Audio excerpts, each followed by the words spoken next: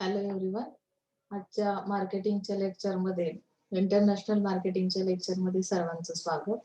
आपण जो काही इंटरनॅशनल मार्केटिंग एन्व्हायरमेंट हा टॉपिक स्टडी करण्यासाठी घेतला second चॅप्टरचा.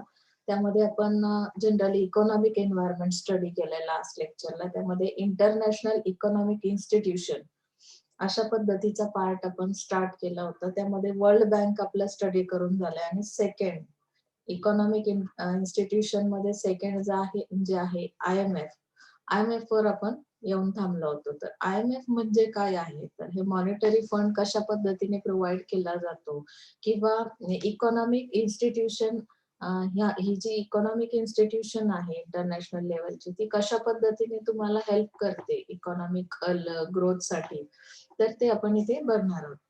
International Monetary Fund is an organization of 189 countries working to foster global monetary cooperation, secure financial stability, facilitate international trade, promote high employment and sustainable economic growth. आता यामध्ये त्यांनी सांगितले, आपण generally trading block system पण पाहिल्या, तसं IMF मध्ये ही जी organisation आहे त्यामध्ये 189 जवळजवळ 189 कंट्रीज काय करतात, एकत्रितपणे काम करतात. Monetary cooperation, secure financial stability, म्हणजे तुम्हाला फायनान्शियली स्टेबल होणं जर अपेक्षित असेल तर तुम्हाला कुठला तरी फायनान्शियल असिस्टन्स घेणं गरजेचं आहे. मग त्यासाठी ह्या ज्या काही इन्स्टिट्यूशन आहेत ह्या तुम्हाला हेल्प करतात. त्या काय प्रोव्हाइड करतात, एक फॅसिलिटेट इंटरनॅशनल ट्रेड, तुम्हाला इंटरनॅशनल मार्केटिंग मध्ये जाण्यासाठी, बिझनेस करण्यासाठी प्रमोट केलं जातं. हाय एम्प्लॉयमेंटसाठी तुम्हाला प्रमोट केलं जातं. इकॉनॉमिक ग्रोथ होते and reduce poverty around the world, म्हणजे ऑल ओव्हर वर्ल्ड मध्ये जी काही पॉवर्टी आहे ती रेड्यूस करण्याचं काम ह्या इन्स्टिट्यूशन करतात. IMF करतं. Created in 1945, the IMF is govern by and accountable to the 189 countries that make up its near global membership. म्हणजे इथे 1945 ला ही IMF सुरू झाली, तर त्यामध्ये मेंबरशिप कशा पद्धतीने ह्या कंट्रीजला मिळाली किंवा त्या एकत्रित कशा आलेल्या आहेत ते सुद्धा त्यांनी इथे मेन्शन केलेलं आहे. त्यामध्ये तुम्हाला काही फंक्शन्स दिलेले आहेत. जसं आता जनरली आपण वरच्या पॅरेग्राफ मध्ये बघितलं की इकॉनॉमिक ग्रोथ होते, सस्टेनेबल इकॉनॉमिक ग्रोथ आहे. तर मग ते कशा पद्धतीने काम करतात, फंक्शन्स म्हणजे काय, किस तरह से काम किया जाएगा. It function as short term credit institution. It provides machinery for the orderly adjustment of exchange rates. It is a आता एक्सचेंज रेटवर तुम्हाला काय केली जाते, मशिनरी प्रोव्हाइड केली जाते. त्या तुम्हाला स्टॅबिलिटी देतात किंवा एम्प्लॉयमेंट प्रोव्हाइड करतात. म्हणजे काय की जे काही मेंबर कंट्रीज आहेत त्यांच्या 189 कंट्रीज ज्या आहेत त्यांच्यामध्ये कुठली ऍडजस्टमेंट असेल, एखाद्या कंट्रीकडे एखादा पार्ट नसेल, एखादे मशीन नसेल, तर ते काय करतात, ऍडजस्टमेंट करतात एक्सचेंज रेटनुसार. यामध्ये शॉर्ट टर्म क्रेडिट इन्स्टिट्यूशन आहे, म्हणजे काही छोट्या काळासाठी तुम्हाला काय केलं जातं, क्रेडिट प्रोव्हाइड केलं जातं कमी वेळेसाठी, आणि त्या पद्धतीने फायनान्शियल असिस्टन्स प्रोव्हाइड केला जातो. It is a reservoir of the currencies of all the member countries from which a borrower nation can borrow the currency of the other nation. म्हणजे काय की करन्सीच्या साठी तुम्हाला जे काही आपण एक्सचेंज करावी लागते की नाही, तर हे काय रिझर्वायर आहे IMF. म्हणजे इथे तुम्ही अशा पद्धतीचं एक्सचेंज करू शकता किंवा कर्जदार जे आहेत ते कर्ज घेऊ शकतात, करन्सी तिथे एक्सचेंज केली जाऊ शकते. Okay. It is sort of lending institution in foreign exchange. However, it grants loans for financing current transaction only and not capital transaction. म्हणजे इथे ऍक्च्युअली भांडवल जे आहे त्याचं ट्रान्झॅक्शन नाही केलं जात. मग काय ट्रान्झॅक्शन केलं जातं, तर फॉरेन एक्सचेंज ही जी काही इन्स्टिट्यूशन आहे, it grants loans for financing current transaction. म्हणजे आता सध्या जे काही एक्झिस्टिंग सिस्टीम जी आहे त्याच्यासाठी तुम्हाला लागणारे जे काही लोन आहे ते काय केलं जातं, इथे पास केलं जातं. इथे कॅपिटल ट्रान्झॅक्शन केलं जात नाही. It also provides machinery for altering sometimes the par value of the currency of a member country. In this way it tries to provide for an orderly adjustment of exchange rate which will improve the long term balance of payments position of member countries. म्हणजे ज्या काही member countries आहेत त्यांच्याकडे all थिंग्सला balance करण्यासाठी किंवा तो long term तुमचा जो काही बॅलन्स आहे तो राहण्यासाठी, इम्प्रूव्ह करण्यासाठी ते काय करतात, की काही ॲडजस्टमेंट करतात एक्सचेंज रेट्समध्ये. लक्षात आलंय? जे एखादी कंट्री जी आहे ती खूपच डेव्हलप झालेली आहे आणि एखादी कंट्री खूपच लो म्हणजे अंडर डेव्हलप कंट्रीजमध्ये असेल, तर एक्सचेंज करताना ते बॅलन्सिंग केलं जातं. म्हणजे ज्या पद्धतीने ते तुम्हाला काय करतात, की करंट जे काही ट्रान्झॅक्शन आहे, मग मशिनरी असेल, कुठल्याही मग इथे कॅपिटल ट्रान्झॅक्शन तर करत नाहीत. मग कुठल्या एखाद्या कंट्रीला मशिनरी, मटेरियल काही प्रोव्हाईड करायचं असेल, तर त्याचा एक्सचेंज रेट ते बॅलन्स करतात. लक्षात आलं? It also provides machinery for international consultations also. म्हणजे इथे मशिनरी प्रोव्हाईड केली जाते. There are 3 general objectives of the IMF. यांचं मेन ऑब्जेक्ट काय आहे? The elimination of reduction of existing exchange control. म्हणजे एक्सचेंज कंट्रोल्स जे लावलेले आहेत आता तुम्ही एखादी करन्सी एक्सचेंज करताय त्याच्यासाठी काही रूल्स रेग्युलेशन्स जे टाकून दिलेले आहेत तर त्यासाठी ते एलिमिनेट करणं, काढून टाकणं याच्यासाठी IMF काम करतं. म्हणजे त्याचं मेन ऑब्जेक्ट आहे. जसं की ट्रेडिंग ब्लॉक सिस्टीमचं मेन ऑब्जेक्ट काय आहे, की तुम्हाला जे रूल्स रिस्ट्रिक्शन्स लावलेले आहेत म्हणजे ट्रेड तारीफ रिलेटेड, नॉन तारीफ आपण पाहिलं तर ते काढून टाकणं याच्यासाठी कंट्रीज काय करतात, ट्रेडिंग ब्लॉक सिस्टीम बनवतात. IMF काय करतं, की इकॉनॉमिक सॉरी इंटरनॅशनल लेवलच्या ह्या इन्स्टिट्यूशन आहेत. मग ह्या काय करतात, की तुमचं मेन ऑब्जेक्ट काय, की एक्सचेंज कंट्रोल करणं, establishment and maintenance of currency. करन्सीला मेंटेन करणं, convertibility with stable exchange rates. म्हणजे स्टेबल असं स्ट्रक्चर त्यांना अपेक्षित आहे. अनस्टेबल स्ट्रक्चर कुठलाही असेल कुठल्याही कंट्रीचं, तर बघा तिथे ग्रोथ लवकर होत नाही. जसं पॉलिटिकल इन्स्टॅबिलिटी आपण पुढे बघणार आहोत, की पॉलिटिक्स म्हणजे गव्हर्नमेंट स्टेबल नाहीये. वारंवार तिथे इलेक्शन्स लागतायत, वारंवार नियम बदलतायत, जसं नवीन सरकार येतं. तर हे जे काही स्टॅबिलिटी आहे एक्सचेंज रेटमध्ये ते स्टेबल होण्यासाठी ते काय करतात, एस्टॅब्लिश करतात. म्हणजे नवीन एक स्ट्रक्चर एस्टॅब्लिश करते IMF. आणि मेंटेनन्स ऑफ करन्सी म्हणजे करन्सीमध्ये सुद्धा मेंटेनन्स म्हणजे ते मेंटेन ठेवण्याचं काम म्हणजे करन्सीचा जो एक्सचेंज रेट आहे तो मेंटेन ठेवण्याचं काम पण IMF करतं. Widest extension of multilateral trade and payments. म्हणजे एक्सटेन्शन म्हणजे वाढ करायची. मल्टीलॅटरल ट्रेड म्हणजे काय, की 2 पेक्षा अधिक जेव्हा ऑर्गनायझेशन एकत्र येऊन बिझनेस करतात, त्याला आपण मल्टीलॅटरल ट्रेड म्हणतो, बरोबर की नाही? युनिलॅटरल, बायलॅटरल, मल्टीलॅटरल ह्या कन्सेप्ट मी तुम्हाला अगोदरच्या लेक्चरला घेतल्या. मल्टीलॅटरल ट्रेड किंवा पेमेंट्स जे आहेत, त्यामध्ये वायडेस्ट एक्सटेन्शन म्हणजे काय, की वाढ करणे. जास्तीत जास्त तो बिझनेस कसा एक्सपांड करता येईल, वाढवता येईल, त्याचं एक्सटेन्शन करता येईल, ह्याकडे ह्या IMFचा काय असतो, मेन ऑब्जेक्ट त्यांचं ते असणार आहे. Okay. International finance corporation IFC काय सांगते बघा. IFC मध्ये त्यांनी सांगितलं it is an international financial institution that offers investment advisory asset management services to encourage private sector development in developing countries. म्हणजे आता सपोज इंडिया ही डेव्हलपिंग कंट्रीज मध्ये येते, अशा ठिकाणी प्रायव्हेट सेक्टरची डेव्हलपमेंट करणं किंवा तुम्हाला ऑफर्स कशासाठी दिल्या जातात या इन्स्टिट्यूटच्या थ्रू, की इन्व्हेस्टमेंट करण्यासाठी, ऍडव्हायझरी काही तुम्हाला अपेक्षित असेल सजेशन्स किंवा असेट मॅनेजमेंट करायचं असेल सर्व्हिसेसचं, तर ह्यासाठी हे तुम्हाला काय करतात, मोटिवेट करतात. IFC is a member of the world bank group and is headquartered in Washington. हा एक थोडासा त्याची जरा डीप माहिती आहे ती तुम्ही लक्षात ठेवायची, की याचं हेडक्वार्टर कुठे आहे IFCचं. वॉशिंग्टनला आहे, DC, United state. It was establish in 1956 as the private sector arm of the World Bank Group to advance economic development by investing in strictly for profit and commercial projects that purport to reduce poverty and promote development. म्हणजे याचं एका short line मध्ये तुम्हाला meaning कळतंय, की याचा सुद्धा main object काय आहे, रेड्यूस पॉवर्टी. कमर्शियल टाईपचे प्रोजेक्ट ह्यावर घेतले जातात आणि त्यामध्ये ते प्रमोट कशासाठी करतात की डेव्हलपमेंटसाठी. तुमच्याकडे ज्या गोष्टी आजपर्यंत एस्टॅब्लिश झालेल्या नाहीत त्या एस्टॅब्लिश करण्यासाठी किंवा डेव्हलपमेंटसाठी IFC वर्क करतं. ओके. यामध्ये पुढचा पार्ट दिलेला IFC is a member of the world bank group, is the largest global development institution and focus exclusively on the private sector in developing countries. पुन्हा तेच दिले त्यांनी. ऑब्जेक्टिव्ह मध्ये बघा, by investing in private productive enterprises, म्हणजे private sector मधले जे काही म्हणजे एंटरप्राइजेस म्हणजे काय की काही उपक्रम नवीन योजना राबवण्यासाठी ते तुम्हाला मोटिवेट करतात.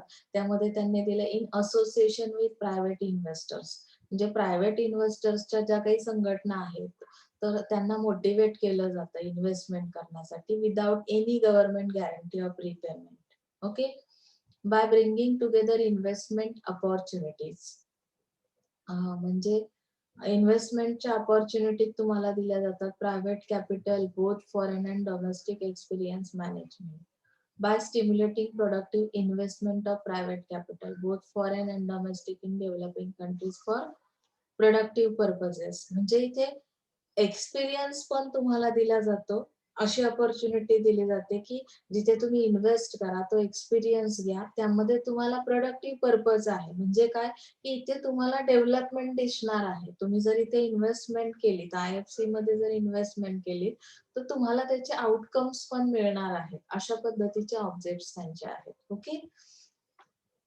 आता types of trade block. Economic integration, हा पार्ट आपण फ्री ट्रेड अग्रीमेंट मागच्या वेळीही स्टडी केलाय, FTA केलाय स्टडी, कस्टम युनियन स्टडी केलाय, कॉमन मार्केट आणि इकॉनॉमिक युनियन. हे पॉइंट्स आपण मागच्या याच्यामध्ये स्टडी केलेले आहेत. जे लोक रेग्युलर लेक्चरला बसतात किंवा ज्यांनी आतापर्यंत स्टडी केला त्यांच्या हे लक्षात येईल, म्हणून आपण हे पुन्हा घेणार नाही. आता इथे पॉलिटिकल आणि लिगल एन्व्हायरमेंट आपल्याला स्टडी करायचंय. ओके. पॉलिटिकल आणि लिगल मध्ये काय दिलंय बघा. The study of political system is extensive and complex. Political study complex असणारच आहे, कारण की बऱ्यापैकी आपल्याला राजकारण काही लोकांच्या डोक्यावरूनच जातं. पॉलिटिकल सिस्टीम कशी आहे, एक्सटेन्सिव्ह आहे, जे खूप वास्ट एरिया आहे त्याचा. संसदेत किती लोक बसतात आणि प्रत्येकाचे रोल अँड रिस्पॉन्सिबिलिटीज, त्यांचं इलेक्शन, त्यांचं वोटिंग कसं होतं, काय होतं, नागरिक शास्त्र खूप तुम्हाला स्टडी करावं लागतं. त्यामुळे ही जी प्रोसेस आहे, ही जी सिस्टीम आहे ती कॉम्प्लेक्स आहे. Political system is basically the system of politics and government in country. It governs a complete set of rules, regulations, institutions and attitudes. म्हणजे गव्हर्नमेंट कसं तयार होतं किंवा गव्हर्नमेंटचे कुठले रूल रेग्युलेशन आहेत, किती संस्था आहेत, त्यांचा ऍटिट्यूड प्रत्येक ठिकाणी कसं आहे, प्रोग्रेस कशी केली जाते. तर यामध्ये त्यांनी मेन सांगितलंय, main differentiator of political system is system philosophy on the rights of individual and the group as well as the role of government. Each political system's philosophy impacts the policies that govern the local economy and business environment. म्हणजे काय की तुम्हाला political सिस्टीमची philosophy काय आहे, की त्याचा impact कशावर होतो, लोकल इकॉनॉमीवर आणि बिझनेस एन्व्हायरमेंटवर. म्हणजे आता बिझनेसचं एन्व्हायरमेंट कसं आहे किंवा मार्केटमध्ये आपण जनरली एन्व्हायरमेंट स्टडी करताना जे फॅक्टर्स स्टडी केलेले आहेत, पॉप्युलेशन कशी आहे, त्यांची लाईफस्टाईल कशी, एज कसं आहे, ते डिमांड कसे करतात, तर ह्या सगळ्या गोष्टी, सोशल सिस्टीम कशी आहे, तर ह्या एन्व्हायरमेंटवर ह्या पॉलिटिक्सचा इम्पॅक्ट होतो. पॉलिटिकल इन्स्टॅबिलिटी जर तुमच्याकडे असेल तर त्यामुळे काय होतं की तुमचं एन्व्हायरमेंट डिस्टर्ब होतं, बिझनेस एन्व्हायरमेंट. कारण की आता सिम्पल आहे, तुमचं इलेक्शन पिरियड लागला तरी सुद्धा आचारसंहिता लागली की बऱ्याचशा गोष्टी करता येत नाही. मग त्या लेवलच्या काही डिमांड्स तुम्हाला मार्केटमध्ये येतच नाही, म्हणजे बिझनेस एन्व्हायरमेंटवर त्याचा इम्पॅक्ट होतो. लोकल इकॉनॉमीवर सुद्धा त्याचा इम्पॅक्ट होतो. ज्या पॉलिसीज पॉलिटिकल सिस्टीमच्या थ्रू बनवल्या जातात किंवा त्यांची जी फिलॉसॉफी आहे त्याचा इम्पॅक्ट 100% होतो. There are more than 13 major types of government, each of which consist of multiple variations. म्हणजे त्यांनी जवळजवळ 13 मेजर टाइप्स सांगितलेले आहेत यामध्ये. की जे काय करतात इम्पॅक्ट करतात त्यांचं it consist of multiple variations. म्हणजे त्यामध्ये खूप डिफरन्स आहे. प्रत्येकाची फिलॉसॉफी प्रत्येक गव्हर्नमेंटची कशी डिफरंट आहे. Let's focus on the overreaching modern political philosophies. At one end of the extreme of political philosophies or ideologies is anarchism, which contends that individuals should control political activities and public government is both unnecessary and unwanted. आता तुम्हाला इथे लक्षात येईल की त्यांनी जे काही system सांगितले, तर 13 गव्हर्नमेंटचे टाइप सांगितले. काही ठिकाणी कसं आहे की एकच लीडर असणार आहे आणि तो काय करेल की ऑल याला कंट्रोल करण्याचा प्रयत्न करेल. पब्लिक गव्हर्नमेंट आहे किंवा अदर ज्या काही अननेसेसरी थिंग्स आहेत, त्यामध्ये तुम्हाला instead, most countries have combination of both, the balance of which is often reflection of the country's history, culture and religion. म्हणजे आता हे सगळं बॅलन्स करताना तुम्हाला काय लक्षात घेणं गरजेचं आहे? Reflection of countries history. आता गव्हर्नमेंट जेव्हा वर्क करतं तेव्हा त्या कंट्रीची मुळात हिस्ट्री कशी आहे की किंवा त्याचं कल्चर कसं आहे, रिलिजन्स कुठले आहेत तिथे. This combination is called pluralism, which asserts the both public and private groups are important in a well functioning political system. म्हणजे जेव्हा तुमचं पॉप्युलेशन मध्ये कॉम्बिनेशन लक्षात येतं की प्लुरॅलिझम आहे, तेव्हा तिथे पब्लिक आणि प्रायव्हेट ग्रुप्स दोन्ही ग्रुप्स इम्पॉर्टंट होतात आणि मग ती पॉलिटिकल सिस्टीम तुमची काय असते की वेल फंक्शनिंग पॉलिटिकल सिस्टीम तिथे काम करते. Although most countries are pluralistic politically, they may lean more to one extreme than the other. म्हणजे तुम्हाला इथे लक्षात येईल की जर although most countries are pluralistic म्हणजे काय की they may lean more to one extreme. म्हणजे एकापेक्षा जास्त स्ट्रीम्स जेव्हा तिथे असतात, म्हणजे एखाद्या कंट्रीमध्ये की मी जसं सांगितलं कल्चर डिफरंट डिफरंट आहे किंवा अ, तुमचे जे काही रिलिजन आहे, कल्चरमध्ये व्हेरिएशन्स आहेत, तेव्हा तिथे काम करणं कसं असतं थोडंसं डिफिकल्ट असतं. मग तिथे तुम्हाला रूल्स रेग्युलेशन्स प्रत्येक ग्रुपसाठी वेगवेगळ्या पद्धतीने मांडावे लागतात. ओके. अथॉरिटेरियन गव्हर्नमेंट म्हणजे कसं आहे बघा. अथॉरिटेरियनचं मिनिंग आहे की हुकुमशाही. हिटलरशाही तुम्ही ऐकलीत ना? इतिहास तुम्हाला माहिती है बऱ्यापैकी, हिस्ट्री को हमने पढ़ा है, तो ये जो गवर्नमेंट है ये किस तरह से काम करता है हम देख सकते हैं यहाँ पे. Authoritarian government centralize all controls in the hands of one strong leader or small group of leaders.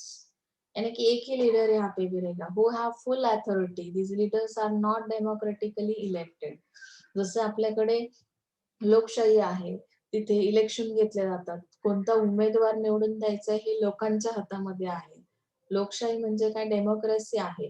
तसं इथे अथॉरिटेरियन गव्हर्नमेंट जे तयार होतं, तर इलेक्शन वगैरे डेमोक्रॅटिकली इलेक्टेड इलेक्शन होत नाही इथे and are not politically economically or socially accountable to the people in the country. मग कशा पद्धतीने totalitarianism, a more extreme form of authoritarianism, occurs when an authoritarian leadership is motivated by a distinct ideology. आता तुमची हे जे काही आहे, ज्याला आपण आयडिओलॉजी म्हणजे काय की तुमची विचार करण्याची पद्धत कशी आहे, विचारसरणी कशी आहे, हे जे लीडरशिप आहे, ही त्यानुसार काय केले जाते, त्या टाइपचा लीडर तुम्हाला दिला जातो, की तुम्ही विचार कसा करताय. Such as communism. आता कम्युनिझम म्हणजे काय, की साम्यवाद. साम्यवाद अशा पद्धतीचं जर तुमची विचारसरणी आयडिओलॉजी आहे, तर तुम्हाला त्या पद्धतीने काय केलं जाईल, की लीडरशिप मिळेल. आता यामध्ये totalitarianism the ideology influences or controls the people, not just a person or party. Authoritarian leaders tend not to have a guiding philosophy and use more fear and corruption to maintain control. म्हणजे इथे जेव्हा public जी आहे त्यांच्या मनामध्ये खूप सारी भीती आहे किंवा करप्शन खूप वाढलेलं आहे आणि मग तुम्हाला ते कंट्रोल करायचंय. मग ज्याच्यामध्ये त्या टाइपचे विचार आहेत, जो लीडर की जो अशा टाइपने विचार करतो, की आपण साम्यवाद कम्युनिझमचा विचार करतो, त्यांना ते लीडरशिप दिली जाते आणि त्यांच्याकडून ते गव्हर्नमेंट एक ग्रुप ऑफ पीपल्स पण असतात. त्यामध्ये कधी कधी, आणि मग ते काय करतात, रूल्स रेग्युलेशन्स तयार करतात त्या कंट्रीसाठी. डेमोक्रेसी गव्हर्नमेंट तर आपण स्वतः फील करतोय की इंडियामध्ये आपली डेमोक्रेसी आहे. Democracy is the most common form of government around the world today. Democratic government derive their power from people of the country. जसं मी सांगितलं, आपल्याकडे राईट्स आहेत, आपला उमेदवार कोण आहे, आपला लीडर कसा चूज करायचा, तसं either by direct referendum called a direct democracy or by means of elected representative of the people. म्हणजे आपण काय करतो, इलेक्शन घेतो आणि वोटिंग राईट्स देतो. म्हणजे 18 वर्षानंतर तुम्हाला ते वोटिंग राईट्स दिले जातात आणि त्या पद्धतीने तुम्हाला काय केलं जातं, रिप्रेझेंटेटिव्ह तुमचा तुम्ही चूज करता. Okay. And here which provide better representation and more freedoms for their citizens than others. तुम्हाला खूप सारं फ्रीडम आहे. डेमोक्रेसी आपल्याकडे आहे म्हणजे काय, की तसं तुम्हाला अगदी उठताना बसताना लगेच कोणाला विचारण्याची, परमिशन घेण्याची गरज नाही. बोलण्याचं स्वातंत्र्य आहे. बऱ्याचशा गोष्टी तुम्हाला फ्रीडम प्रोव्हाइड केल्या जातं सिटीजन्सला डेमोक्रेसीमध्ये. कम्युनिझम हा पार्ट मी सांगितला की साम्यवाद आहे. यामध्ये कशा पद्धतीने मेन्शन केलंय बघा. Communism is an economic system where means of production are controlled and managed by central state authority, and there is also restriction on the ownership of personal properties. साम्यवाद म्हणजेच काय, की इथे तुम्हाला कुठलीही प्रॉपर्टी तुम्ही खरेदी केली तर त्याची ओनरशिप मिळत नाही, त्यावर रिस्ट्रिक्शन्स आहेत. प्रोडक्शनवर कंट्रोल केला जातो सगळ्यात पहिलं म्हणजे. In communism personal belongings as clothing, watches and shoes are allowed to be own by individuals and house are own by the state. म्हणजे ते राज्य जे आहे त्याची ओनरशिप त्याच्याकडे असेल. तुमचं जे घर आहे, तुम्हाला फक्त कुठले राईट्स, ओनरशिप कशाची आहे, की तुम्ही स्वतःचे जे काही कपडे किंवा वॉच, जे काही शूज, ते फक्त तुमच्या मालकीचे असतील. तुमचं जे घर आहे ते तुमच्या मालकीचं असणार नाही. कम्युनिझम त्या टाईपचा असतो. लक्षात आलंय? यामध्ये त्यांनी सांगितलंय, in communism individuals are assign work by the state. म्हणजे तुम्हाला काम कोण देतं, ते स्टेट देतं. They are given a bit remuneration of their service. Normally in kind people get a ration from government department. जे रेशनवर काही गोष्टी तुम्हाला दिल्या जातात, जे काही रेम्युनरेशन आहे ते त्या स्वरूपात तुम्हाला प्रोव्हाइड केलं जातं. People do not have choice of their own. They have to be content with whatever is prescribed for them. म्हणजे काही चॉईस करण्याचा राइट्स तुमच्याकडे नाही. तुम्हाला ते राज्य ठरवणार, स्टेट डिसाइड करेगा कि आपके लिए कौन सा काम देना है, रिम्यूनरेशन किस तरह से दिया जाएगा और रेशन किस तरह से प्रोवाइड किया जाएगा. People do not have choice of their own. So they have to be content with whatever is prescribed for them. त्यांच्यासाठी काय आहे हे फक्त त्या स्टेटला माहिती. Government provides all social services. म्हणजे तुम्हाला साम्यवाद जो आहे, तिथे जरी तुम्ही प्रॉपर्टीची ओनरशिप तुमच्याकडे नसेल तरी सुद्धा गव्हर्नमेंट ही प्रिकॉशन 100% घेतं की तुम्हाला ज्या नेसेसरी सर्व्हिसेस आहेत, सोशल सर्व्हिसेस आहेत, त्यामध्ये एज्युकेशन आहे, रिक्रिएशनल आहे, म्हणजे जसं तुम्हाला मनोरंजनासाठी काही गोष्टी, एंटरटेनमेंट के लिए कुछ चीजें सर्विसेज प्रोवाइड किए जाएंगे, हॉस्पिटल फैसिलिटीज प्रोवाइड किए जाएंगे, एक कम्युनिज्म के अंदर आता है. Okay. What businesses must focus on is how a country's political system impacts the economy as well as the particular firm and industry. यानी कि political system किस तरह से impact कर रहा है. Firm needs to assess the balance to determine how local policies, rules and regulations will affect their business. हे जसं सांगितलं, environment जसं आहे त्या environmentचा impact हा तुमच्या बिझनेस एन्व्हायरमेंटवर होत असतो. कंडिशन्स कशा आहेत, पॉलिटिकल स्टॅबिलिटी आहे का, रूल्स रेग्युलेशन कसे आहेत. So company may ask several questions regarding a prospective countries government to assess possible risk. जसं how stable is the government, is it democracy or dictatorship, if a new party comes into power will the rules of business change dramatically.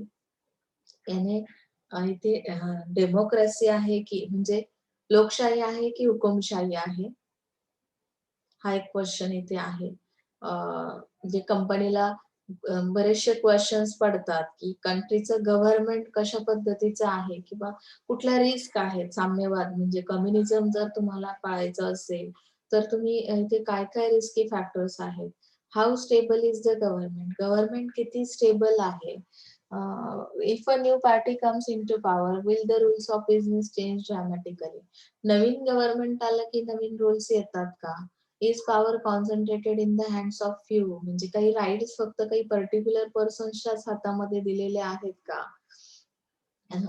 त्यानंतर how involve is the government in the private sector, government private sector बद्दल कसा विचार करतो किंवा त्याची involvement कशी आहे गव्हर्नमेंटची प्रायव्हेट सेक्टर मध्ये. Is there a well establish legal environment both to enforce policies and rules as well as to challenge them. म्हणजे इथे लीगल एन्व्हायरमेंट तुमचं एस्टॅब्लिश झालेलं आहे का, काही रूल्स रेग्युलेशन्स पॉलिसीज ह्या तुम्ही बनवलेल्या आहेत का, किंवा त्या ज्या पॉलिसीज बनवल्यात त्या चॅलेंजिंग पॉलिसीज आहेत का. त्यानंतर how transparent is the government political legal and economic decision making process. बऱ्याचदा आपण म्हणतो की सगळं पडद्याच्या मागेच चालतं, बॅक स्टेजला खूप गोष्टी घडतात आणि त्या ऑन स्टेजला पब्लिकला काही समजत नाही. ट्रांसपेरेंसी का होना मतलब क्या है, गवर्नमेंट जो भी डिसीजन लेती है, जो भी रूल्स रेगुलेशन बनाती है, तो वो सही में इम्प्लीमेंट किए जाते हैं या नहीं जाते. तो इसका मतलब क्या है कि गवर्नमेंट के जो भी डिसीजन मेकिंग प्रोसेस है वो ट्रांसपेरेंट होना जरूरी है. तो यहाँ पे वो भी एक रिस्की फैक्टर रहता है. नहीं तो कुछ चीजें जो है वो ऑन डॉक्यूमेंट ही रहती है और इम्प्लीमेंट ओनली जो पर्सन है कि जो पुअर पर्सन है वहां पे किए जाते हैं, जो बिग पर्सन है यानी कि जो हाई प्रोफाइल पर्सन है उनके लिए कुछ रूल्स अलग बनाए जाते हैं. तो ट्रांसपेरेंसी यहाँ पे नहीं दिखाई देती. तो हमें ये भी समझना बहुत जरूरी है. तो ये सारे क्वेश्चंस जो रिस्की क्वेश्चंस है वो कंपनी को यहाँ पे है. तो पॉलिटिकल रिस्क मतलब क्या है? पॉलिटिकल रिस्क के अंदर उन्होंने एक चीज मेंशन की है. Political risk is generally defined as the risk to business interest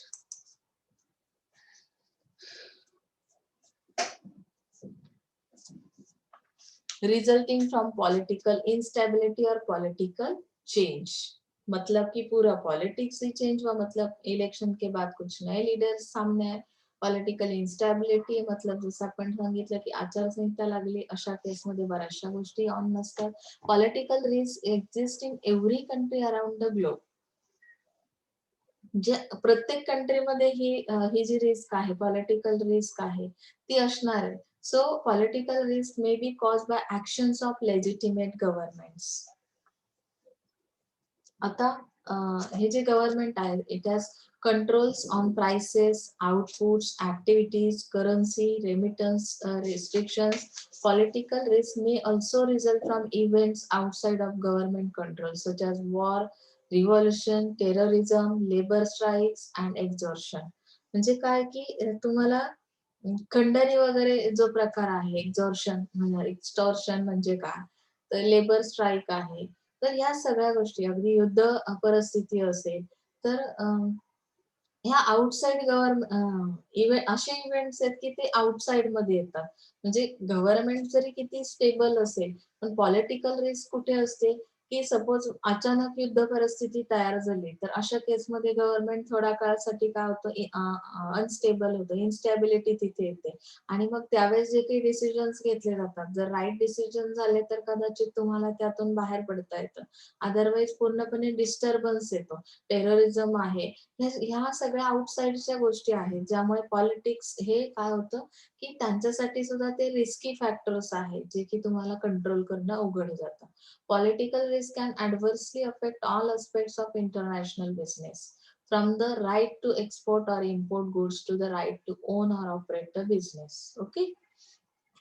आता स्टॅबिलिटी मध्ये काय दिलंय बघा, even in countries perceive politically stable, political change can have a significant impact on business. This may simply be because government changes the legal framework, which, as we have seen in the previous section, is wide-ranging, but it could also be that a change of government changes the political attitudes towards business. This may result in less business-friendly policies, change in business taxation and regulations, and political changes affects the firm's marketing. म्हणजे काय की business friendly policies असल्या पाहिजे. Business friendly म्हणजे काय, आपण जसं म्हणतो ना युजर फ्रेंडली प्रोडक्ट्स हवेत. म्हणजे यूज करताना, कन्झम्पशन करताना अतिशय तुम्हाला फील कसं झालं पाहिजे, की मी हे पहिल्यापासूनच यूज करतोय. त्यामधला जो नवीनपणा आहे, तर तो काढून टाकायचा आहे आपल्याला. तसं इथे बिझनेस फ्रेंडली पॉलिसीज म्हणजे काय, की बिझनेसमध्ये जे काही नवीन चेंजेस आणाल किंवा बिझनेस रिलेटेड काही रूल्स बनवले जातील, टॅक्सेशन रिलेटेड असतील, तर ते फ्रेंडली असायला हवेत. हे जे काही पॉलिटिकल चेंजेस आहेत, हे काय करतात, इम्पॅक्ट करतात फर्म्सच्या मार्केटिंगवर. Okay. Government can also change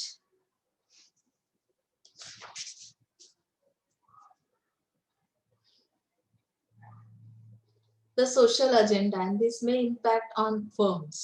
आता यामध्ये त्यांनी लास्ट दिला, many businesses oppose a minimum wage as they believe it increases cost, damages flexibility, reduces international competitiveness. म्हणजे तुम्हाला इनस्टेबल केव्हा होतं, की फ्लेक्झिबिलिटी आली, डॅमेजेस फ्लेक्झिबिलिटी किंवा कॉस्ट इन्क्रीज झाली किंवा रिड्यूस केली, कॉम्पिटिटिव्हनेस जो आहे तो जर कमी केला, तर तेव्हा सुद्धा फर्मसाठी काय असतं, ते इनस्टेबल अशा काही थिंग्स त्यामध्ये येऊ शकतात. पॉलिटिकल इन्स्टॅबिलिटी इन्स्टॅबिलिटी कशी आहे, तर त्यामध्ये सांगितलं,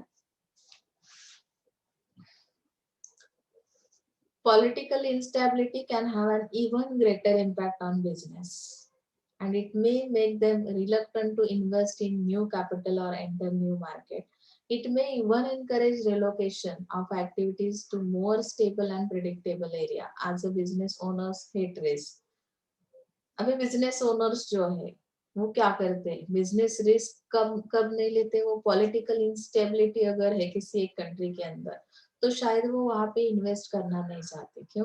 क्योंकि वहां पे हमें अंदाजा नहीं आता कि वहां से प्रॉफिट मिलेगा कि नहीं मिलेगा, इसके बारे में एश्योरिटी हमें नहीं रहती। सो बिजनेस ओनर्स जो है कि इस पॉलिटिकल इंस्टेबिलिटी से हेट करते, मतलब रिस्क नहीं उठाते वहां पे।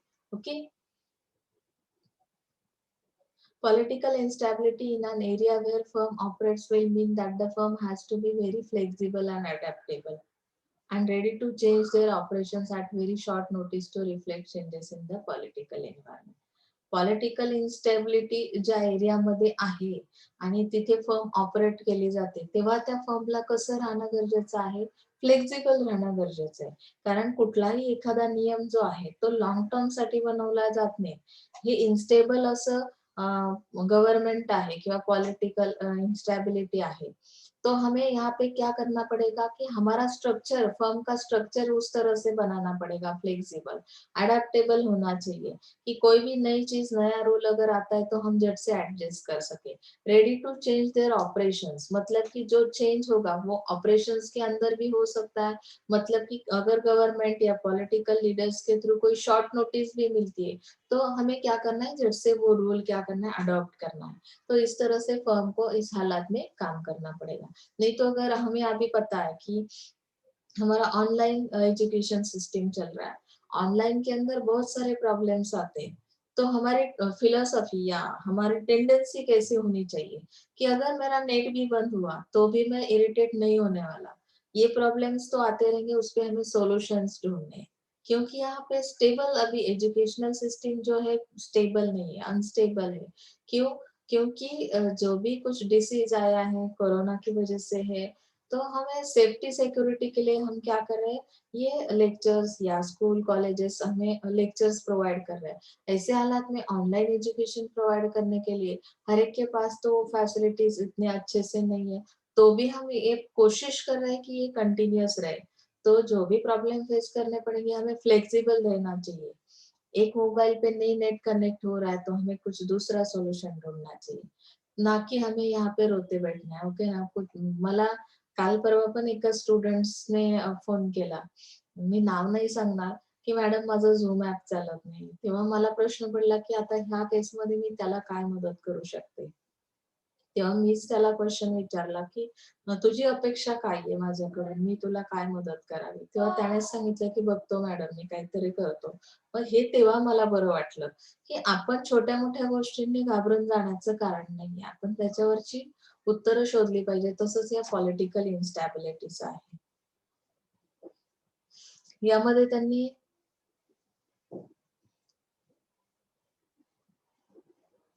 Business operate according to forecast and scenarios असं सांगितलंय.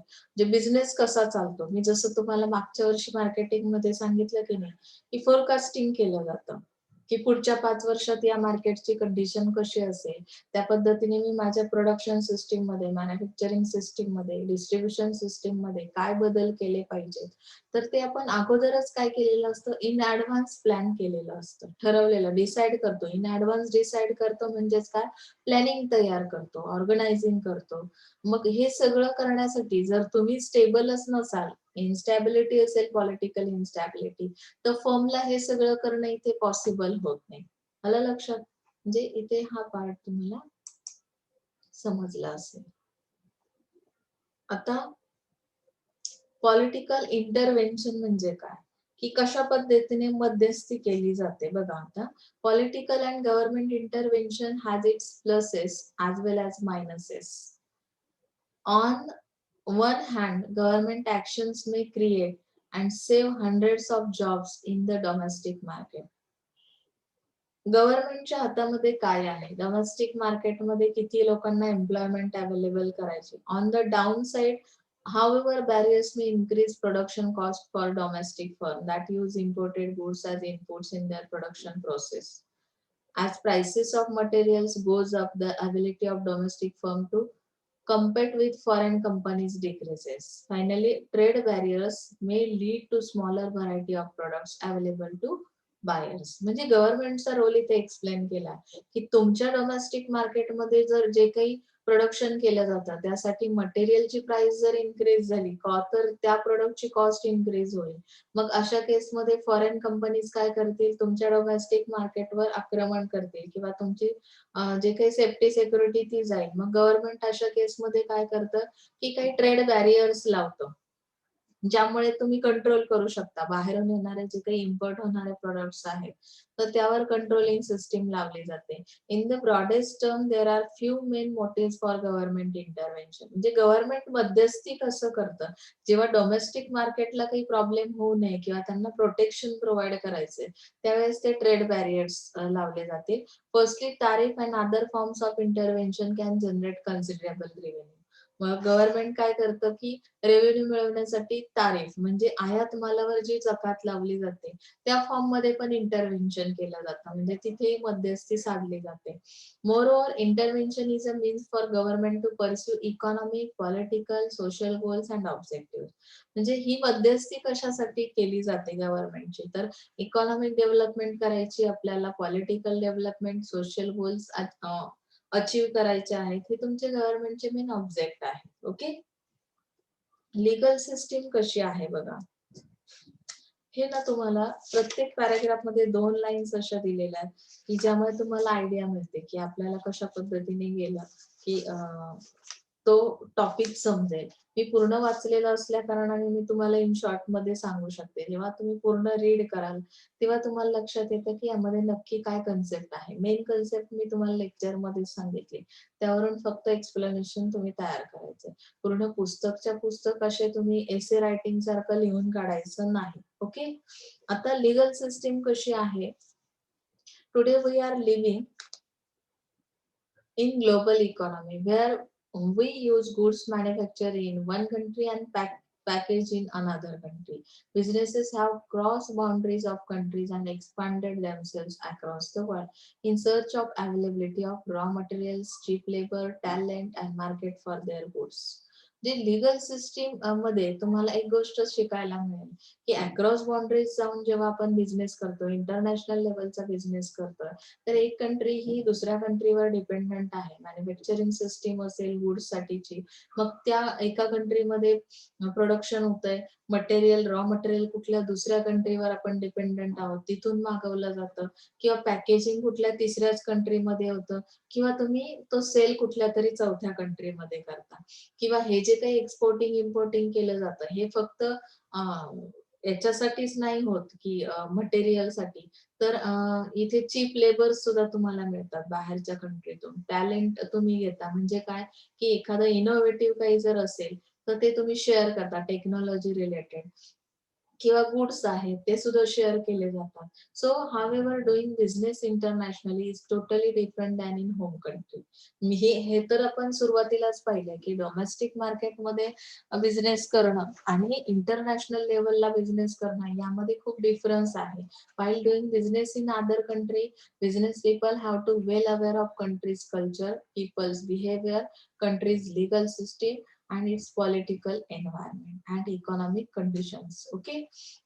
मग आता लिगल सिस्टीम समजून घ्यावी लागेल आपल्याला. बाहेर जायचं असेल, तिथल्या पीपल्स फॉरेन कंट्रीमध्ये माझं प्रोडक्ट या सर्व्हिसेस मला सेल करायचे आहेत, तर तिथलं कल्चर कसं आहे, त्या लोकांचं सीबी म्हणजे कंझ्युमर बिहेवियर कसं आहे, लिगल सिस्टीम रूल्स रेग्युलेशन्स काय आहेत, पॉलिटिकल एन्व्हायरमेंट कसं आहे, इकॉनॉमिक कंडिशन कशी आहे, तर यानुसार मला काय करणं गरजेचं आहे, माझ्या सिस्टीम मध्ये चेंजेस करणं गरजेचं असणार आहे. The legal system of a country is significantly important to international businesses. Differences in legal system can affect the attractiveness of country. आता अट्रॅक्टिव्हनेस कधी येतो बघा, सगळ्यात महत्वाचा पार्ट आहे. आपलं इंडियन कल्चर जे आहे ते सगळ्यांना आवडतं. त्याचं कारण काय आहे? व्हरायटी. आपल्या कल्चरमध्ये व्हरायटी आहे, रिलिजन्स मध्ये व्हरायटी आहे. सगळ्या टाईपचे आपण जे काही हे आहेत आपले ऑकेजन्स किंवा आपल्याकडे दिवाळी सेलिब्रेट केली जाते, त्यानंतर ईद पण सेलिब्रेट केली जाते. म्हणजे हर प्रकारचे रिलिजनचे लोक आहेत. त्यामुळे आपल्याकडे मिक्सिंग आहे आणि जे मिक्स कल्चर आहे त्यामुळे आपल्या इंडियन कल्चरला काय येतो, अट्रॅक्टिव्हनेस आहे. सेम लिगल सिस्टीम जी आहे, जो डिफरन्स आहे लिगल सिस्टीम मध्ये, त्याचा इफेक्ट कशावर होतो, त्या कंट्रीच्या अट्रॅक्टिव्हनेस वर होतो. आज मार्केट और इन्व्हेस्टमेंट आहे, म्हणजे मार्केट तिथं कसं चालतं, तर हे कोण डिसाइड करणार आहे, तिथले रूल्स रेग्युलेशन्स. एखाद्या ठिकाणी खूप स्ट्रिक्ट रूल्स असतील एखाद्या कंट्रीमध्ये, तर मग तुम्हाला तिथे बिझनेस करणं हार्ड होतं. म्हणजे त्याचा अट्रॅक्टिव्हनेस त्या मार्केटचा कशावर डिपेंड आहे, तुमच्या लिगल सिस्टीमवर. Countries law regulate business practices, defines business policies, rights, obligations involved in business transaction. Okay. आता यांनी चायनाचं एक्झाम्पल दिलंय की for example China has communist government where business laws are strictly controlled by government to control business sector. इथे चायनाचं government communist government आहे, त्यामुळे तिथे सगळं काही गव्हर्नमेंट कंट्रोल करतं. whereas India has democratic government and business laws are made to protect small businesses and consumers also. म्हणजे आपल्याकडे democracy असल्यामुळे आपण प्रोटेक्शन बिझनेसलाही देतो आणि कस्टमरलाही देतो. तसं इकडे बिझनेस लॉ कसा आहे की गव्हर्नमेंटला कंट्रोल करतो. Business laws are strictly control by government, म्हणजे बिझनेस लॉला कंट्रोल फक्त गव्हर्नमेंट करतं. आलं लक्षात? चायनाची कंडिशन त्यांनी मेन्शन केली.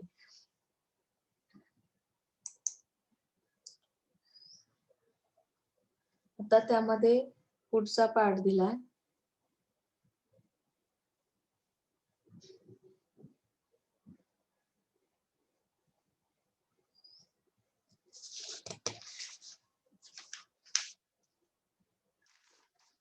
आपण स्टॅबिलिटी इनस्टॅबिलिटी पाहिलं, लिगल सिस्टीम पाहिली. आता कॉमन लॉ जो आहे, this is based on tradition. Okay. आता कॉमन लॉ कसा बनवला जातो आपण बघूया. ट्रॅडिशन कसं आहे त्याच्यानुसार हा लॉ बनवला जातो. यामध्ये प्रेसिडेंट म्हणजे एक्झाम्पल्स, उदाहरणं किती आहेत, कस्टम्स म्हणजे कुठल्या कुठल्या प्रथा तिथे आहेत, परंपरा ज्याला म्हणतो ना आपण मराठीमध्ये, तर तिथे काय काय ट्रॅडिशन कसं आहे त्यानुसार हा लॉ तयार केला जातो. Followed for centuries in a country. Tradition refers to country's legal history, precedent to the legal cases and the decision given by the courts of law in the country in the past and manners and ways in which laws have been applied to specific situations historically by the courts of law. म्हणजे आता इथे त्याची history जाणून घेण्याचा प्रयत्न केला जातो. जैसे की हम लोग हर एक की एक हिस्ट्री रहती. तुम्ही म्हणाल मॅडम आमची हिस्ट्री विचारू नका, पण प्रत्येकाची काहीतरी हिस्ट्री असते. कंट्रीची तर असतेच असते. त्यांचं ट्रॅडिशन कसं आहे याला काहीतरी मागे इतिहास असतो. Precedent to the legal cases and the decision given by the courts of law in the country in the past and manners and ways in which laws have been applied to specific situation. आपण बऱ्याचदा म्हणतो ना की मागच्या stage पुढचा शहाणा.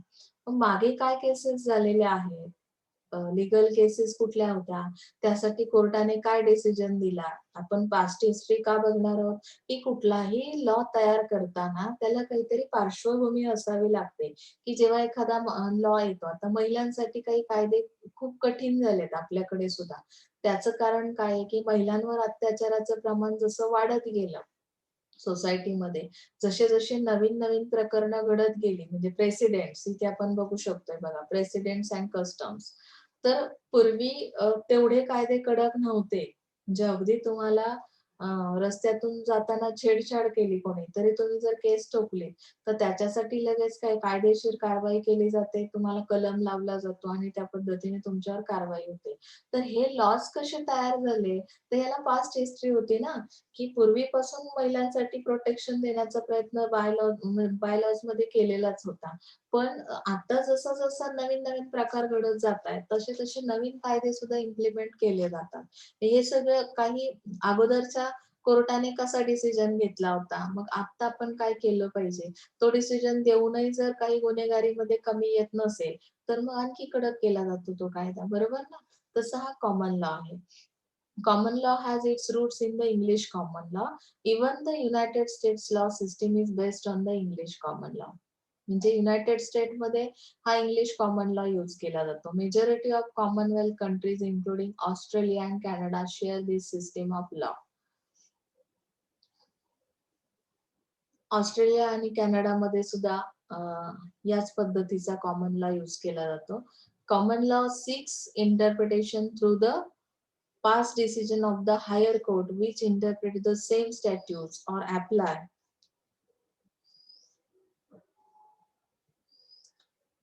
establish and customary principles of to a similar set of facts. म्हणजे इथे कोर्टाचे निर्णय जे मागे कोर्टाने निर्णय दिले, हाय कोर्टाने जो डिसिजन घेतलेला आहे एखाद्या केसवर, तर त्याचा विचार करून मग हा कॉमन लॉ काय केला जातो, इम्प्लिमेंट केला जातो, त्याचं इंटरप्रिटेशन केलं जातं. इंटरप्रिटेशन करताना पास्ट डिसिजनचा विचार केला जातो. समजलं इथपर्यंत?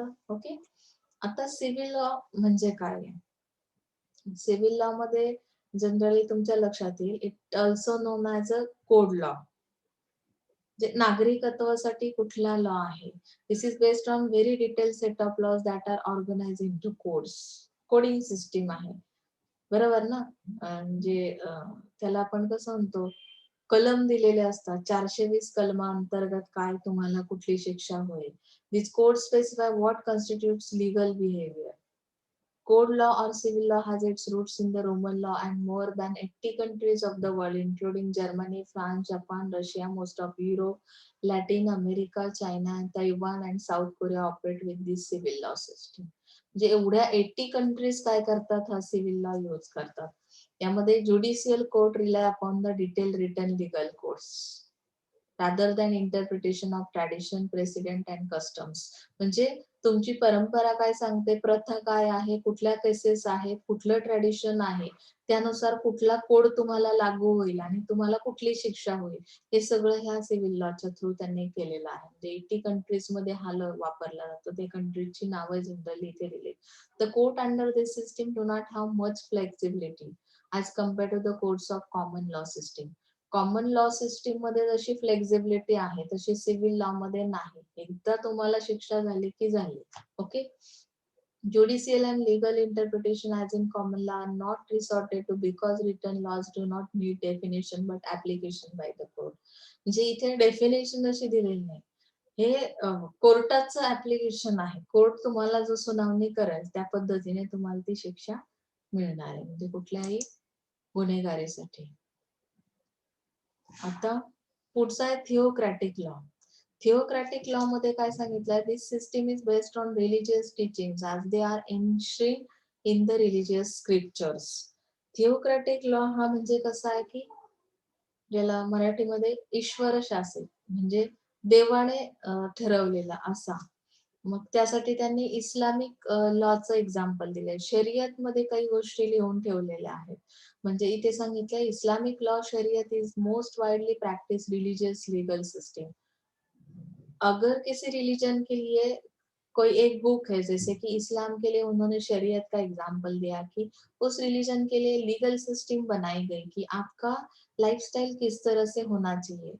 जैसे कि आप नमाज के लिए जाते हो, 5 टाइम नमाज पढ़ना ये कंपलसरी है। ये सब चीजें कहाँ पे है कि आपके बुक में है, लीगल सिस्टम है। It is based on morality rather than commercial requirement of human behaviour. यानी कि अ, हर एक चीज का सॉल्यूशन आपको उस बुक के अंदर मिलेगा कि कमर्शियल रिक्वायरमेंट है तो किस तरह का बिहेवियर आपका होना चाहिए। मतलब पर्सनालिटी जो है आपकी जो डेवलप होती जाती है, आप बचपन से अगर शरीयत पढ़ रहे हो, उस लॉ का स्टडी कर रहे हो, कुरान पढ़ रहे हो, यहाँ पे उन्होंने बताया Islamic law is based on holy book of Islam and the Quran and on interpretation of the practices and savings of prophet Muhammad. तो ये किसने लिखा है, म्हणजे जे काही संदेश देणारे होते की मोहम्मद पैगंबर, आय थिंक मला वाटतं, तर मोहम्मद नाव दिलेलं आहे ते त्यांनी हे जे काही तुम्हाला इंटरप्रिटेशन केलेलं आहे कुराणमध्ये, ज्या काही गोष्टी तुम्हाला एक्झाम्पल म्हणून दिलेल्या आहेत, तर त्या पद्धतीची लाईफस्टाईल तुमची असली पाहिजे। लीगल सिस्टीम त्यांनी बनवली, जसं त्यामध्ये सांगितलं it also follows the writings of the scholars and teachers of Islamic scholarship also. म्हणजे स्कॉलरशिप तुम्हाला कशा दिल्या जातात, तुम्हाला आता मला वाटतं की मागच्या वर्षीपर्यंत मुंबई स्कॉलरशिप ही काय आपल्याकडे होती, तर ती कशी दिली जाते, त्याची प्रोव्हिजन कोण करतं, ह्या सगळ्या गोष्टी तुम्हाला त्या थिओक्रॅटिक लॉ नुसार डिसाइड केल्या जातात। Basic foundation of Islamic law remain unaltered even after many centuries because they have been derived from the holy book and acceptable to all devout Muslims। मग तुम्ही मुस्लिम कल्चर फॉलो करताय, तर त्या religion मध्ये तुम्हाला जे काही रूल्स लीगल सिस्टीम्स तुम्हाला शरीयत मध्ये लिहून दिल्यात ते फॉलो करणं मस्ट असणार आहे। आलं लक्षात? जसं हिंदू धर्मामध्ये गीता सांगितली जाते, गीतेमध्ये काही तुम्हाला धर्माशी रिलेटेड काही नियम रूल्स रेग्युलेशन दिलेले आहेत, ते तुम्ही फॉलो करणं गरजेचं आहे। ख्रिश्चन धर्मामध्येही तुम्हाला एक बुक आहे बायबल, ज्याच्यामध्ये तुम्हाला त्या संदेशाने येशू ख्रिस्ताने काही गोष्टी तुम्हाला लिहून ठेवलेल्या आहेत, त्या ते रिलीजनचे लोक जर असतील तर ते त्या फॉलो करतील। बौद्ध धर्मामध्ये गौतम बुद्धांनी काही गोष्टी लिहून ठेवलेल्या आहेत। प्रत्येक धर्मामध्ये असा काही एक लॉ तयार केलेला आहे आणि तो आपण फॉलो करतो, that is called theocratic law. आलं लक्षात? Anti dumping law. Anti dumping म्हणजे काय, आता हा खूप इंटरेस्टिंग पार्ट आहे बघा, तुमच्या लक्षात येईल। Dumping is said to occur when the goods are exported by country to another country at a price lower than its normal value. काय करतात यामध्ये, डम्पिंग करतात म्हणजे काय की गुड्स एक्सपोर्ट करतात दुसऱ्या कंट्रीमध्ये and price lower than its normal value, म्हणजे त्याची जी नॉर्मल व्हॅल्यू त्यापेक्षाही लोअर प्राइसला ते काय करतात, सेल करतात बाहेरच्या कंट्रीमध्ये। मग त्याचा लॉस कोणाला होतो की ती जी डोमेस्टिक कंट्री आहे त्यांचे जे प्रोडक्ट्स आहेत त्यांना काय होते, ते हार्मफुल आहे, इंजुरियस आहे। This is unfair trade practices. त्याला आपण फेअरनेस नाही म्हणू शकत, फेअरली तुम्ही बिझनेस कॉम्पिटिशन नाही करत आहात, अनफेअर ट्रेड प्रॅक्टिसेस आहे, त्याला डम्पिंग म्हणतात। Which can have a distortive effect on intentional trade as it keeps competitor out of particular market. Anti dumping measures rectify the situation arising out of the dumping of goods and its trade distortive effect. The use of anti-dumping measure as an instrument of fair competition is permitted by the WTO. Anti dumping काय करतं की fair competition साठी तुम्हाला promote करतं। मग त्यामध्ये WTO काय करतं, त्यासाठी परमिशन देतं, world trade organisation. Anti dumping duty is recognised as an instrument for ensuring fair trade। Anti dumping duties का लावल्या जातात, हे एक इन्स्ट्रुमेंट आहे ज्यामुळे फेअर ट्रेड केला जाईल, म्हणजे फेअरनेस येईल त्या स्पर्धेमध्ये। तुम्ही जेव्हा खूपच लो प्राइसला बाहेरच्या कंट्रीत नेऊन तुमचं प्रोडक्ट सेल करताय, तर त्या कंट्रीज मधल्या प्रोडक्ट्सला ते इंजुरियस असेल, मग ते टाळण्यासाठी आता आपल्याकडेही हा प्रकार होऊ शकतो की नाही, इंडियामध्ये बाहेरून एखादं येणारं प्रोडक्ट जे आहे फॉरेन प्रोडक्ट, ते खूपच लोअर प्राइसला सेल होत असेल आणि आपल्या प्रोडक्टची जर प्राइस हाय असेल तर आपला सगळा कस्टमर डायव्हर्ट होईल फॉरेन प्रोडक्टवर। मग अँटी डम्पिंग लॉ त्यासाठी काय केला की तयार केला गेला, ज्यामुळे फेअर ट्रेडिंग केलं जाईल। Okay,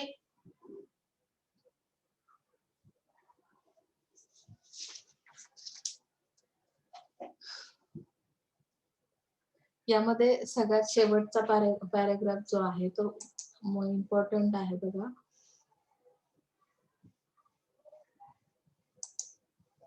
anti dumping.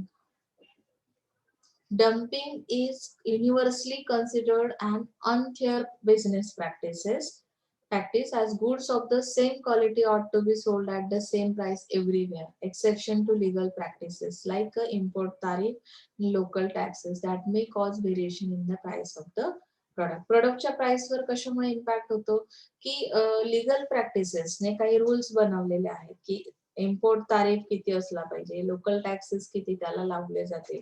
जसं आपण स्पेशल ड्युटीज वगैरे बघितलं ना, अगोदर स्टडी केलं की कुठल्या टाईपचं, ज्याच्यामध्ये फक्त फिजिकल कॅरेक्टरिस्टिक्स लक्षात घेतलेले आहेत, मग तेवढा त्याच्यासाठी तुम्हाला वेगळी ड्युटी लावली जाईल. काही गोष्टींमध्ये व्हॅल्यू ऍड व्हॅलोरम ड्युटीज आहेत, मग त्याच्या व्हॅल्यूनुसार कशा पद्धतीने कॉम्बिनेशन ड्युटी आहे, ऍड व्हॅलोरम ड्युटी असेल किंवा कॉम्बिनेशन मध्ये काय केलं जातं, स्पेसिफिक ड्युटी आणि ऍड व्हॅलोरम ड्युटी याचं कॉम्बिनेशन करून त्यावर चार्जेस लावले जातात.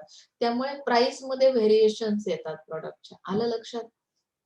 हा पार्ट समजून घ्यायचा आहे तुम्ही इथे. आता पुढचा पार्ट आहे तुमचा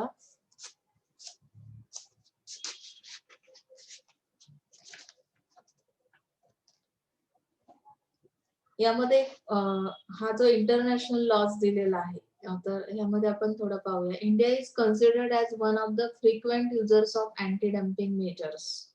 म्हणजे आपण सगळ्यात जास्त अँटी डम्पिंग मेजर्स यूज करतो. त्याचं कारण काय आहे की डोमेस्टिक मार्केटला प्रोटेक्शन देण्याचा प्रयत्न केला जातो. In India although anti dumping duty is levied and collected by the custom authorities. It is entirely different from the custom duties, not only in concept and substance, but also in purpose and operation also.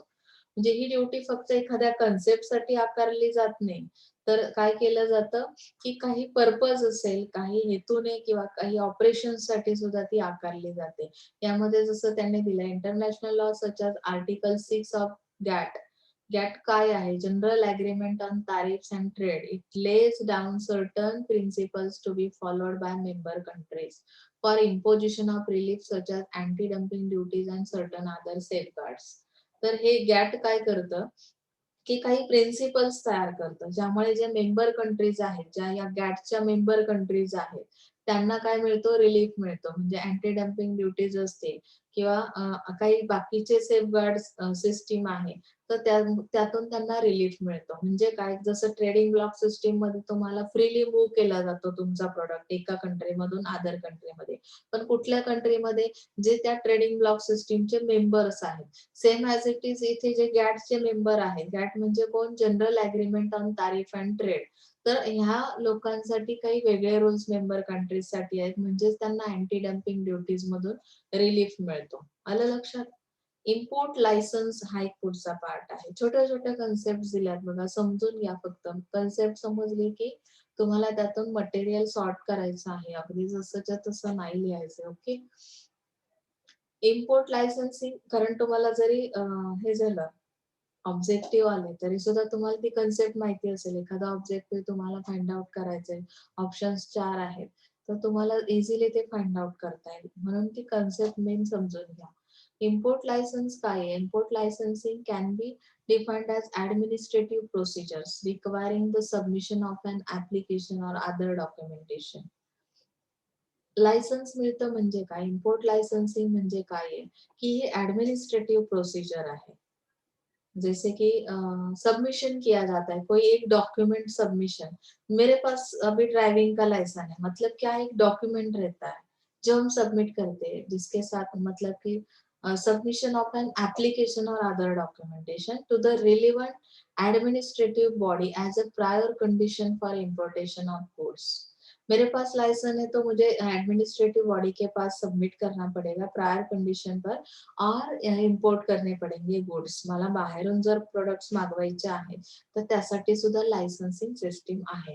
The agreement on import licensing procedure says import licensing should be simple, transparent, predictable so as not to become an obstacle to trade. म्हणजे business साठी काही अडचण येत नाही जर तुमच्याकडे proper licence असेल, licence procedure तुम्हाला माहिती असेल, तर तुम्ही काय करू शकता की तुमचा बिझनेस ट्रान्सपरंट राहील म्हणजे काय, की तो सगळ्यांच्या माहितीचा असेल. त्यामध्ये आपण जसं म्हणतो ना, की 2 नंबर बिझनेस आहे. 2 नंबर आहे म्हणजे काय, की फालतू लायसन बनवलेलं आहे, जे की खोटं आहे, जे तुमचं नाहीच आहे. तुम्ही अशा डमी लायसन्स वगैरे बनवून पण करतात की नाही, तर त्यामध्ये ट्रान्सपरन्सी राहत नाही. पण तुम्ही लायसन्स जर इम्पोर्टिंगसाठी काढलेलं असेल, तर ट्रान्सपरन्सी त्यामध्ये येते. Okay. For example, the agreement requires government to publish sufficient information for traders to know how and why the license are granted. It also describes how countries should notify the WTO when they introduce new import licensing procedure or change existing procedure. Okay. Renew करावं लागतं की नाही licence, तर तोही प्रकार याच्यामध्ये येतो. It also describe how country should notify the WTO when they introduce new import licensing procedure or change existing procedure. WTO काय करतं की नोटीस दिल्या जातात. तुम्हाला कुठल्या वेळेस नवीन प्रोसिजर कशी लागू होईल, लायसन्सिंगसाठी कुठलं डॉक्युमेंटेशन करावं लागेल, हे सगळं तुम्हाला एक्सप्लेन केलं जातं. ओके. आता कल्चरल एन्व्हायरमेंट मध्ये आपण बघणार आहोत पुढचा पार्ट.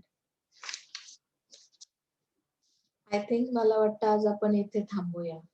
कारण खूप एक्सेसिव्ह होईल. सो मला ह्या जे काही पार्ट मी घेतला, एन्व्हायरमेंट स्टडी करतो मार्केटिंग एन्व्हायरमेंट, तर त्यामध्ये काही अडचण असेल तर मला विचारायचं की शक्यतो लेक्चर अटेंड करा. लेक्चर अटेंड केलेत की तुम्हाला प्रॉब्लेम्स फेस करावे लागणार नाहीत. ओके. तर आज इथे थांबतोय. आपण पुढच्या लेक्चरला कल्चरल एन्व्हायरमेंट पाहूया. Thank you so much.